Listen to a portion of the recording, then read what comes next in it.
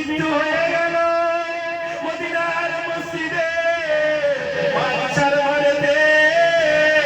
যখন হাসাইন চলে আসলো আসসালামু আলাইকা রাসূলুল্লাহ আসসালামু আলাইকা ইয়া আমিরুল্লাহ হুজুর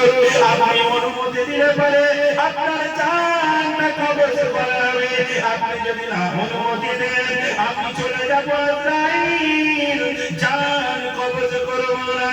সকল মধ্যে বলে বুঝিয়ে দিয়ে চলে যায় এরকম ঘটনা অনেকদিন শুনেছি একই বাইত করা হয়েছে বাবাজিরা আজরাইল চলে গেল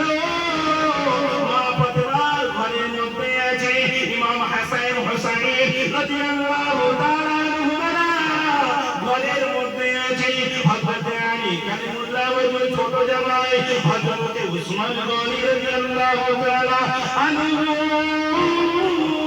তিনি ঘরে আছে হযরত আবু বকর সিদ্দিক সবাই আছে সমস্ত সাহাবীগুলো সবাই ঘরের মধ্যে আছে আজরাইল এসে সালাম প্রদান করেছেন আমার নবী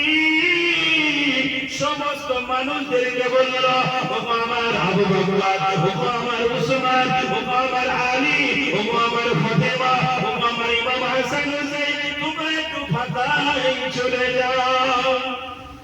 ফাঁকায় চলে আসলে বলে ফাঁকায় যাও একটু ভাই আমি তো আজরাইলের সাথে একটু কথা বলতে চাই